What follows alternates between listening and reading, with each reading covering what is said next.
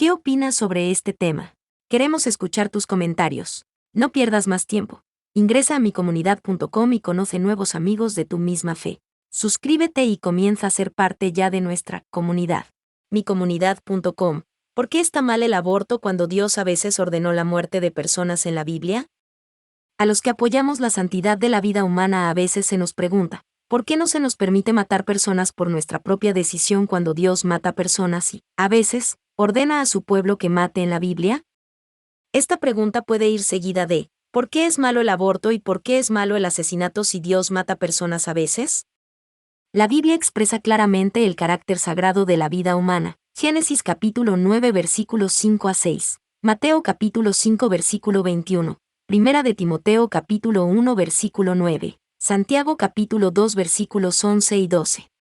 En Éxodo capítulo 20 versículos 1 al 21, Dios le dio a su pueblo los 10 mandamientos. Estas instrucciones proporcionaron a los israelitas los absolutos de la vida espiritual y moral. El Señor ordenó, no matarás, Éxodo capítulo 20 versículo 13. El aborto está mal porque le quita la vida a una persona inocente, un acto que Dios prohíbe expresamente. Levítico capítulo 20 versículos 1 al 5, Segunda de Reyes capítulo 24 versículos 2 al 4. La ley de Moisés consideraba a los bebés por nacer como vidas humanas dignas de los mismos derechos y protecciones que los adultos. Dios requería el mismo castigo por matar a un niño en el útero que por matar a una persona adulta. La pena por asesinato era la muerte, incluso si la vida quitada aún no había nacido. Éxodo capítulo 21 versículos 22 al 25. El aborto está mal por la misma razón que cualquier acto de asesinato está mal. Matar a un niño por nacer no es diferente de matar a nuestros padres, al vecino o al tipo molesto en el trabajo. En el Antiguo Testamento, Dios mata intencionalmente a muchas personas.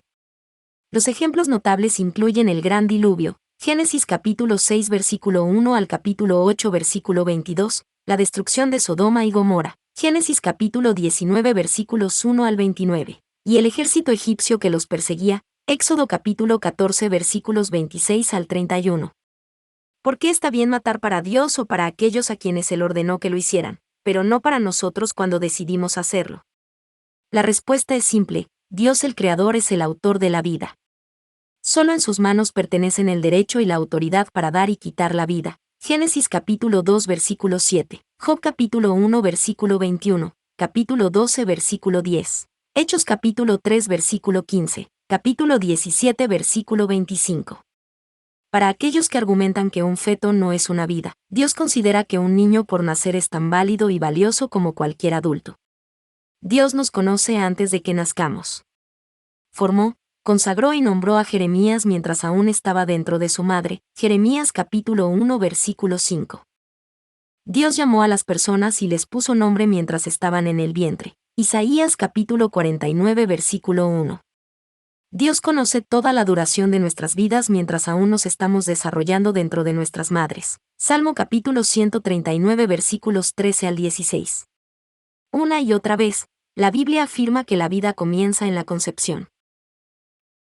Los partidarios del aborto subrayan que la mujer tiene derecho a elegir si continúa o no con el embarazo. Es su derecho humano fundamental tener libertad reproductiva. Pero si un niño por nacer es un ser humano, como lo sostiene la Biblia, ¿no debería otorgarse al no nacido el mismo derecho fundamental a la vida que se le otorga a cualquier otra persona? Debido a que no somos el creador de la vida, no tenemos derecho a poner fin a una vida humana fuera de ciertas ocasiones extremadamente raras permitidas por Dios. Por ejemplo, la destrucción de los cananeos en el libro de Josué fue parte del castigo divino de Dios sobre los malvados.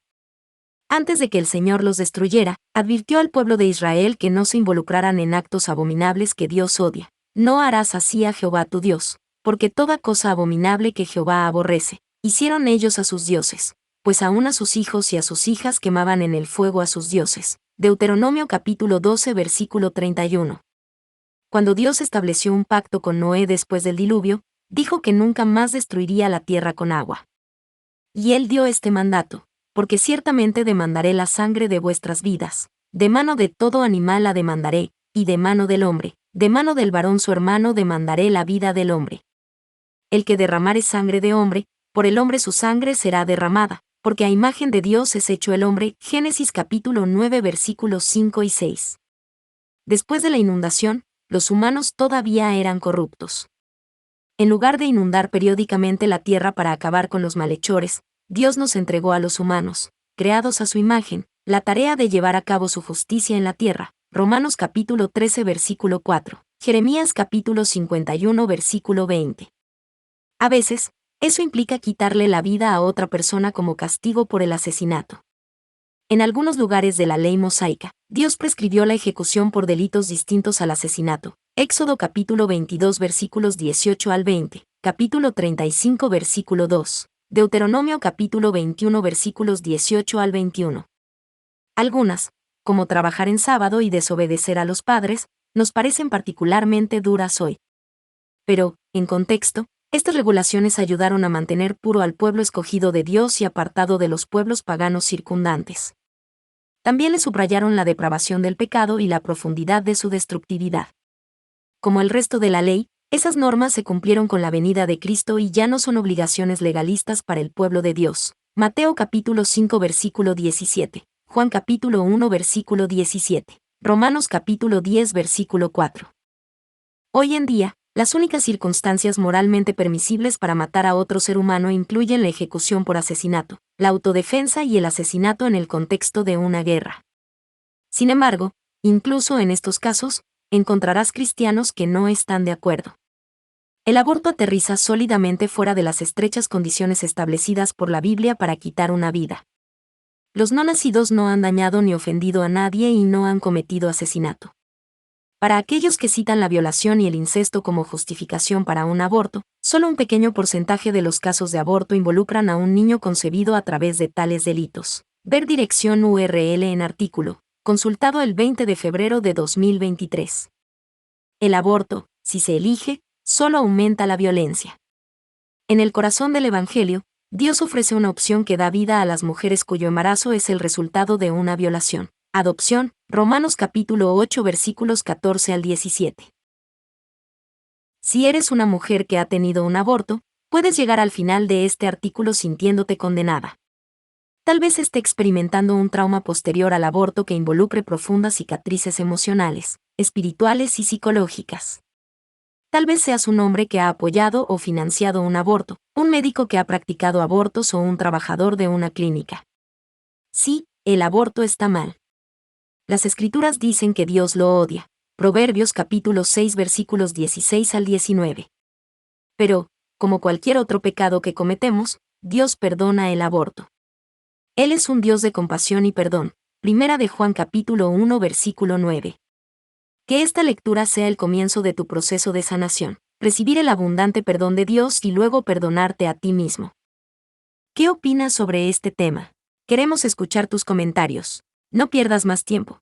Ingresa a micomunidad.com y conoce nuevos amigos de tu misma fe. Suscríbete y comienza a ser parte ya de nuestra comunidad.